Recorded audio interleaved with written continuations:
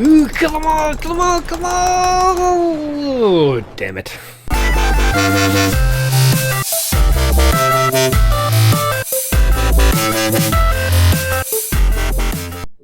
Welcome back to another episode of Let's Play 1001 Games. I'm your host, Gaming Jay, and today we are checking out the three-dimensional action shooter classic known as Tempest. As you can see here, we're going to be taking on the role of some random claw ship that humps its way around tubes, shooting little aliens that are crawling out. This being an Atari game, we're going to be spending most of our time in crudely rendered tubes, probably in space, because in the 80s, if you were a company called Atari, you made games about space. That's what you did. Tempest. Look at those awesome vector graphics being loaded there. Vector graphics is a technique for drawing a series of lines rather than using sprites to draw your video game characters. So games like Mario use sprites, games like this use vector graphics. And so there you go. Now this game uses a paddle controller. That is a controller that I think has gone extinct. So basically, you're going to have to Google this if you've never heard of it, but these controllers came with the old Atari system, and you see them in arcades. They were literally like a dial, like a radio tuning dial, that you could spin left and right, and you would control your little claw to go left or right. I did check online to see if there was some way I could get a hold of one of those. I don't think it's really possible. It's not practical anyway. So I decided to crack open or break out the old trackball. I feel like when I was reading about this game, in the arcades it did have this paddle type controller, and that sort of let people move smoothly around the tube, and with one flick of the wrist, you could kind of spin halfway around the tube and stuff, and it sounded kind of like the type of control you get from a trackball. So I figured, oh, hey, what the hey, this is probably going to be pretty close, or at least my attempt to try and get some authenticity in our playthrough of Tempest here. So without further ado, let's go ahead and jam a couple of quarters in here, and let's try and get the high score on Tempest. So we get an option of where to start. I'm going to start at level 0, and we'll work our way up. Maybe I'll try some higher levels as I get the hang of it. But this is it. This is Tempest. So again, we are this sort of claw-like machine, and we are shooting. Oh, look at that, guys! Perfect. We are shooting these little, like, aliens or monsters or something. I don't even know what they are. They kind of look like bow ties, actually, or like dog bones. They're, like, just spitting random stones and crap at us. So you're not supposed to let them hit the top of the screen. Now, this game kind of feels like a combination of both Space Invaders and... oh, shoot, I'm losing my train of thought here. Space Invaders, and what's the other type of game that I'm thinking of here? Oh my god, why can't I think of it? Okay, well, anyway, maybe it'll come to me later. The reason that Space Invaders is actually a little bit appropriate here is that this game was actually developed by the creator of Space Invaders, and I'll go you one better, it was actually supposed to be a follow-up to Space Invaders. So this game was intentionally supposed to be kind of Space Invaders-esque. In fact, after the development of Space Invaders, good old David Thurer, the creator of Space Invaders, decided to make a first-person 3D follow-up to the game. And so they started with a prototype of a game that would eventually become Tempest. Oh, shoot. Okay, I just learned that you can't touch the green lines. We have learned something new, guys. Hey, look, all the high scores are 10,101. Okay, what did I get? Does it even show me a score?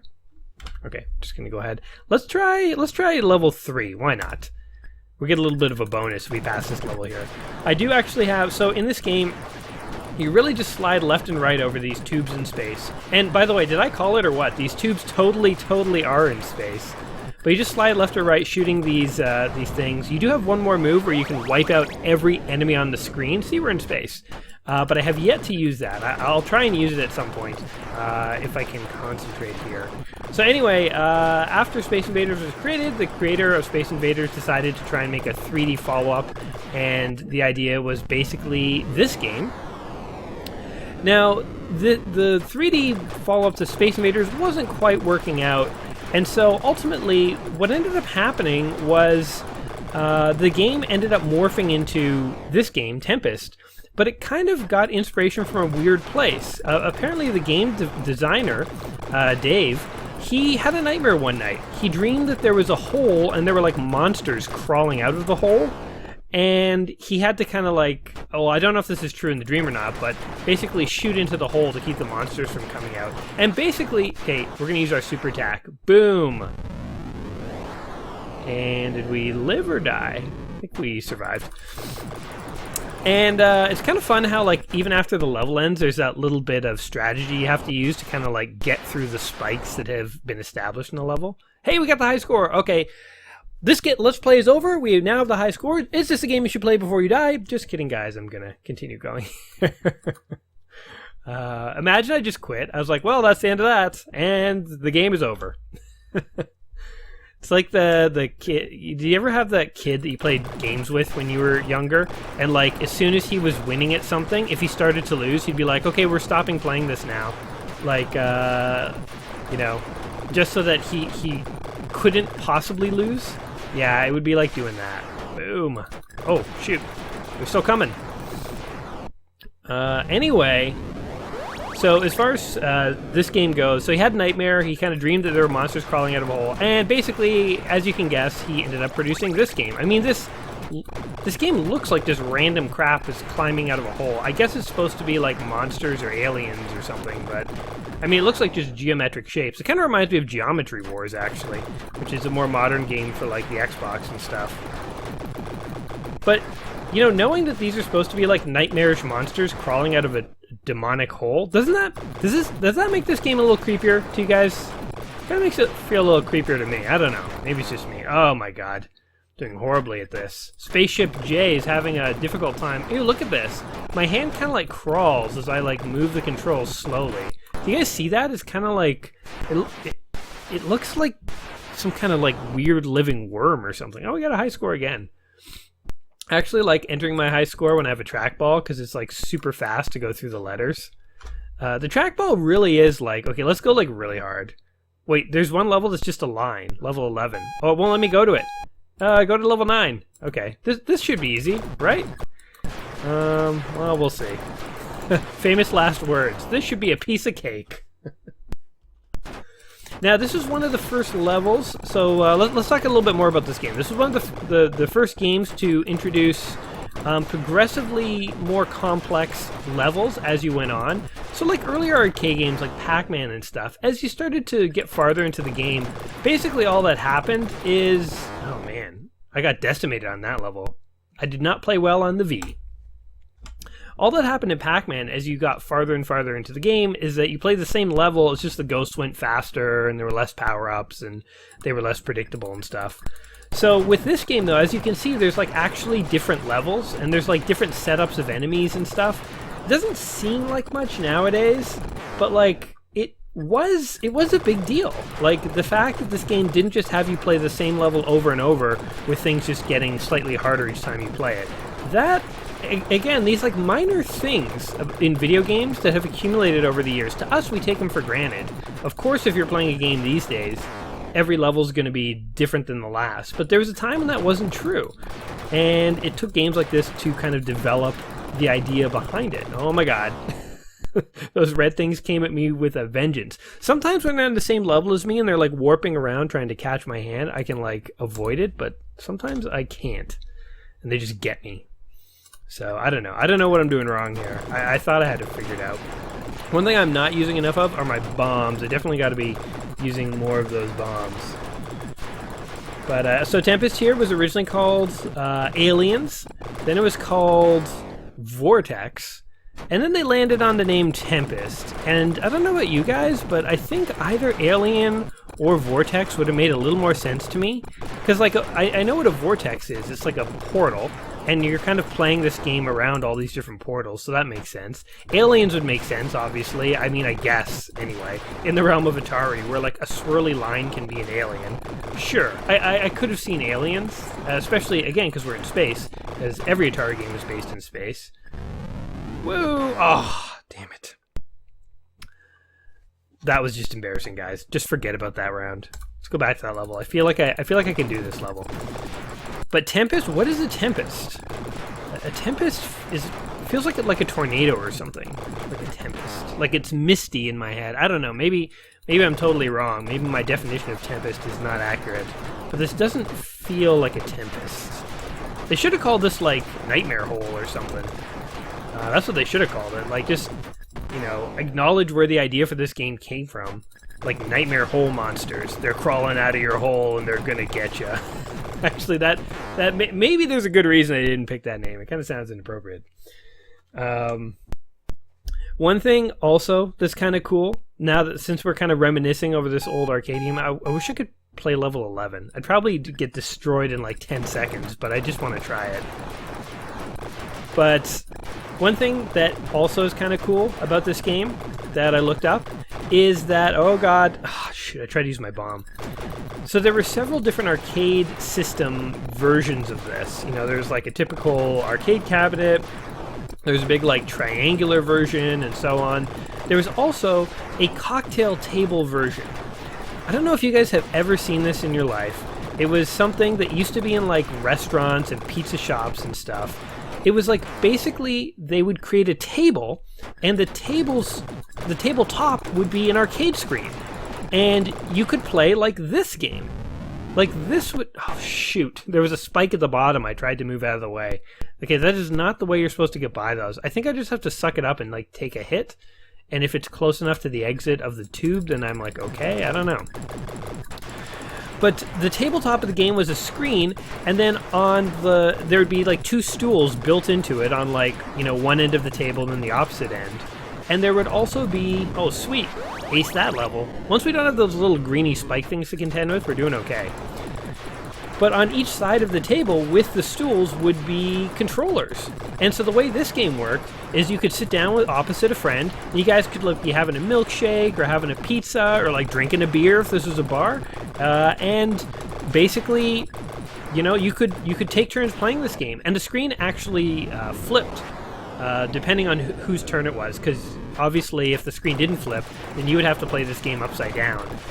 Although, you know, like this is a game where you kind of could be looking at upside down, and the only thing that wouldn't make sense is the score. But the actual game itself would look the exact same up or down. But anyway, that is something I haven't thought about in ages. Those cocktail-style arcade machines. Oh, you can shoot the green lines. Oh, that changes everything. Look at this. We can just, like, shoot them down. Oh, okay, cool. I'm totally doing that. Clear myself a little path here, and boom, wipe you all out. Stupid monsters, go back in the hole from whence you came. Uh-oh. Uh-oh. Sometimes I can get those guys, and sometimes they, like, just get me. Come on, come on. We're so close to the end, I can feel it. These are the last two guys. Yes. Boom. Escaping from one tube to the next. What is the story for this game, by the way? Like, why are you just some kind of, like, weird claw in space, cleaning out tubes? Maybe you're, like, some kind of space janitor. It's like this is your job. They're like, Jenkins, we got a lot of tubes that are infested by weird aliens. Here's a proton mop bucket and a I don't know, phasor pad. Oh, Jax. I spelled my name wrong. That happens sometimes, guys. And they're just like, just go clean these tubes. Don't ask any questions. Maybe there's like sewer tubes. This is like futuristic feces. I don't know. Futuristic feces. Not a set of words you hear very often. Anyway, as I was saying, these cocktail table style arcade games, I love the idea of them. I remember them from when I was a kid. I didn't play too many of them, but how cool would that be to like walk into a modern bar? Imagine you guys walked into a bar on the weekend. You like sat down with your friends, like have a drink and stuff, the DJ's going and stuff, and you look down at your table and you're like, oh my god, this is a video game. And you could slide in a quarter and just grab a joystick that is built into the table right in front of you and have, you know, an awesome time with your mates, having some drinks and playing some games. That is what they need to do to revitalize bars, man, I'm telling you. I would 100% go out to a bar that did that. That sounds like an awesome deal to me. Boom! Nuked him. So yeah, I don't know, what do you guys think of that? Like, does that idea intrigue you? Is old Gaming Jay onto something here? Or is it kind of like, its time has passed. I can just play games on my phone. I mean, I guess the reason that things like arcades and stuff have kind of like fallen by the wayside is that everyone has games in their pocket now. Like, when I was growing up, people had Game Boys and stuff, so it's like there was portable games and people had home consoles. So like arcades were starting to go away, but like it started to get so extreme. And then nowadays with people's phones, like the iPhone or the Android phone or whatever you got in your pocket, that phone that you have, that's more powerful than any computer I owned in high school. Let me just tell you, it has more RAM, more hard drive space, better processors, better graphics. Your phone in your pocket is better than any computer that old Gaming Jay had growing up. Think about that for a second. And then it's not a surprise to see why, people aren't, jumping at the opportunity to build video games into a table because maybe no one will play it. But I mean, like, the idea is not totally, harebrained. Microsoft had their, like, Surface table, and I don't know if you've ever seen videos on that, but basically they have built touchscreen tables where people can, I'm just going and picking like random levels here by the way, people can go and like play video games through these tables. They can also use a table like a computer interface and use Windows or whatever. You can play like virtual board games. You can play like Settlers of Catan on this table and stuff. I think Bleep Bloop did an episode with one of the guys from 30 Rock a long time ago about one of these tables. But basically the point is that it's not like this idea is 100% gone, but there was a time when it was not super uncommon to see these things in bars. And I just wonder, like, are you guys like me where you think that would be awesome to bring back? Because if so, write to your congressman today. No, I'm just kidding. I don't know how you'd actually get it brought back. I don't know how you could, like, show game developers that you'd actually, or, like, hardware manufacturers that, were ready for that technology again. I don't know what you could do. But it is kind of a cool idea to think about. I mean, like, what do you guys think, like, generally? There's a time when, like, arcades were, like, a place where people went to play video games and stuff. There was arcade games built into, like, tables at pizza shops and bars and stuff. There was a time when, like, video games existed out there in the real world. And that time is kind of gone. Would you guys like to see something like that return? I personally would. And, over the summer, there was all the stuff with, like, Pokemon Go, and it was, like, bringing video game communities out into the real world and having people interact and stuff. And, like, that's not exactly what I'm talking about, though. Like, it's in the same, like, vague realm of what I'm talking about. Sometimes those red things can, like, slide over and kill me, and sometimes they can't. I don't know. So, yeah, I don't know. Video games becoming more prevalent in the world, becoming part of the world again, being built into tables. What do you guys think? It sounds like a crazy idea from the get-go, but maybe it's not as crazy as old Gaming Jay sounds. Think about it. Think about it. Let me know what you guys think. Okay, let's play just a couple more rounds here. And we haven't played on level 1 for a while. Let's just go ahead and give this one a try. I like playing games on really easy levels of difficulty once you've played them for a while and you know what you're doing, because it makes you feel like, you're a boss. You got this stuff down. Boom, boom, boom, boom, boom, boom, boom. I clean tubes like the best of them. Behold my tube cleaning awesomeness. These crudely drawn tubes and enemies are nothing to me. I eat crudely drawn enemies for breakfast. Although I usually fill up on cereal before, so I don't eat too many of them, especially these days. Maybe a nice grapefruit to go along with the cereal. 1 or 2 crudely drawn enemies at the most.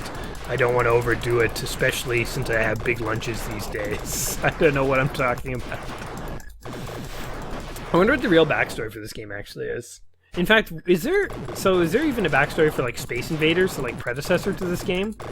I kind of always just assumed there kind of wasn't, but is there? I have no idea.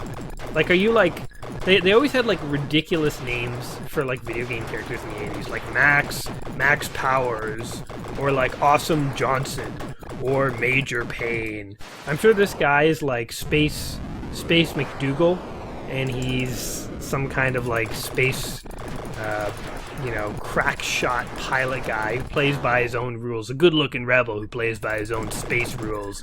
Doesn't follow the space agenda put forth by the space politicians. Oh, stay away from me, red things. I don't know how to kill you. Sometimes I kill you, sometimes you kill me. Seems like a toss-up. It's kind of like 50-50.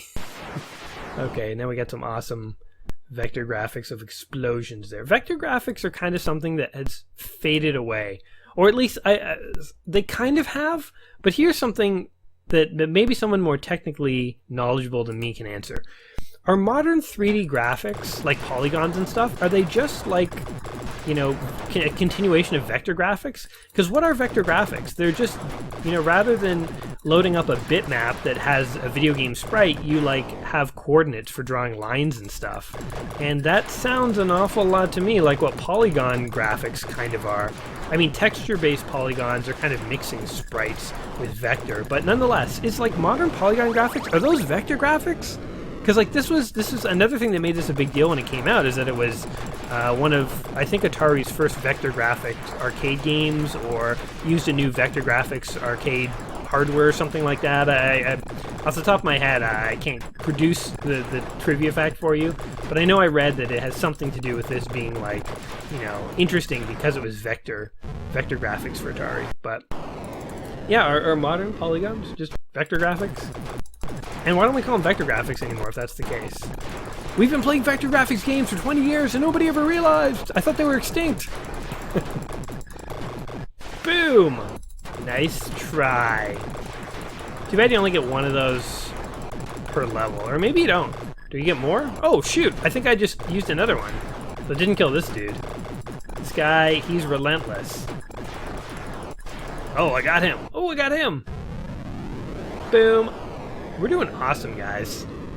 Although I only have like 14,000 and my high score is... How did I get 40,000 points? Seriously, how did... And I'm dead. Okay, let's do one more level and I'm gonna wrap up. Oh yeah, let's stop entering our name. Now we'll just be... That's the default name. That's when people are too lazy to enter initials. It's always AAA, so it comes out as... Alrighty here. What's a good one? I guess we'll go on like an easy mode to wrap up. Oh, it's warning me. Oh no, pick your difficulty level or you'll be sorry. Alright, Tempest. What have we learned here today, guys? I think we've learned that good old Gaming Jay dreams of the glory days when video games were built into tables. We have also learned that nightmares can give rise to interesting game design concepts sometimes. And we've also learned that if you set out to make a sequel to one of the most beloved arcade video games of all time, aka Space Invaders, don't beat yourself up if you can't figure it out. Because hey, look, this was supposed to be Space Invaders 2, basically. It was not. But Tempest here was known as an awesome video game back in the day. Like, people love this game. So, you know, when you're trying to develop something, you're trying to create something, trying to come up with ideas, don't beat yourself up if the thing you originally set out to do, the project kind of takes on a bit of a life of its own and becomes something slightly different. I think, like, I do creative things sometimes. Believe it or not, I make videos and have a YouTube channel, although I don't know how creative this really is. Sitting around playing video games, just recording your random, you know, rantings. Yeah, I don't know. You guys don't have to consider that creative. But I do other creative things, I swear. And one thing I've learned is that, you know, sometimes you just got to roll with the punches a little. And projects don't always work exactly the way you originally envisioned them, but that can actually be a good thing. You can actually end up with something better if you kind of let the creative juices fly and kind of roll with things as they come. So there you go. Bit of high-level advice from your pal Gaming Jay. Now, in terms of this game, let's go through pros and cons. Pros are it is an incredibly smooth, well-controlled game. I feel like I can move very quickly here. I sometimes have some difficulty with precision, so if I want to be on like a very certain wall of the tube, sometimes I end up on not the exact one I wanted to be on if I move very quickly. But I do like that you can sort of move slow or very fast. This is something that I liked last time I used the trackball, is that you have that variability in movement speed. And actually, it's something that before I got a trackball for my series here, I had kind of forgotten existed in these old games. So this actually reminds me why it's so important that when I do play these games, I make an effort to make sure I'm using a controller that's as authentic as possible. If I can't be playing on the actual old system, you know, I'm you know, no surprises here, but I'm not going to go spend thousands of dollars to get myself an authentic Tempest system from the 80s. Although, maybe I could buy a cocktail table version. Oh, that's an idea. But, you know, surprise, surprise, I'm not playing this on an authentic Tempest machine. But at the same time, I'm doing my darndest to kind of make sure the experience is there. And yeah, what are some other pros? It has variability in levels. It has some interesting enemies. As I say, it reminds me a bit of Geometry Wars. And so you may be looking at this being like, oh, this is a simple game, like, it's kind of stupid. But, you know, games like Geometry Wars, what made that game interesting is the fun gameplay that it had. It had a very fun gameplay loop. And it had just, like, random geometric shapes, too, but it was fun. And so you don't always need the most amazing or interesting graphics to have a fun game. So in terms of how this game plays, it's still actually kind of fun to play. Is it the best game that I've ever played? No, it definitely is not. And it definitely kind of gets repetitive over time. So, you know, there are some cons here too. I guess maybe there are more enemies, but from what I've seen, there's only like 3 or 4 types, and they do start to get a little repetitive. I don't know what other cons I could really come up with here, though. I mean, I could start picking on this game for, you know, features that it left out or whatever, but I mean, is that really in the spirit of what we're doing here? Because this game is a very old game that existed. I mean, for its time when it came out, this is a pretty good game, I think. So, you know, is this a game you should play before you die? I think, yeah, this sort of lands on my more probably side of things. This doesn't strike me as like an absolute classic where I would say everyone has to like go out and play it. But it definitely is something that I think holds up pretty well. Has a pretty fun sort of little gameplay loop here. I think it's kind of like Missile Command in that it's a fun little game to like try out. And I think this one's more unknown than Missile Command. Certainly it's not an unknown game. But, you know, for all the youngins out there, they've probably heard of Pac-Man. They may have heard of Missile Command. They've probably heard of Space Invaders. Probably haven't heard of Tempest. If there's going to be anyone in the mix that they have not heard of, Tempest is going to be the odd one out. So, 1984. I wonder if that score is the date this game came out. Could you imagine how weird that'd be? Anyway, so yeah, there you go. There's my verdict. I had some fun with this game. I think you should probably check it out if you've never tried it. If you are able to get a trackball controller, I'm starting to recommend this more and more. Like the more of these games I try. I know it's only been a few so far, but I'm really liking the trackball controller. It makes me really want to try more trackball games. Actually, and it's interesting. It's a type of controller that doesn't exist on modern consoles. You can't go play a trackball game on your PS4 or your Xbox. So I kind of want to find like a really amazing trackball game. Actually, maybe one that came out in the 90s or something. That's more advanced. But yeah, I don't know. I don't know if such a thing exists. Anyway, I have rambled on and on and on and on. I just don't seem to be shutting up tonight. Usually I wait till I start to shut up and then I just end the video. But I'm not shutting up. I'm not shutting up. So I think I'm just going to have to cut myself off here and say, guys, it has been a blast hanging out. See what I did there? Oh, God. I was so focused on my pun, I didn't realize I was about to die. It's been a blast hanging out, trying this old game with you guys. Hopefully you've learned a little something and you've gotten to see Tempest for yourself. If you've enjoyed this video, do give it a like, subscribe, because we'll be back in a couple days with a new video and a new game. And yeah, you don't want to miss out on that. But until we meet again, my friends, take care of yourselves and peace.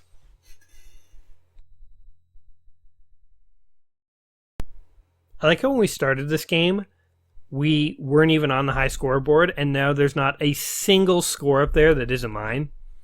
Oh man, if this was like an arcade machine out in the wild, I'd be so proud of myself right now.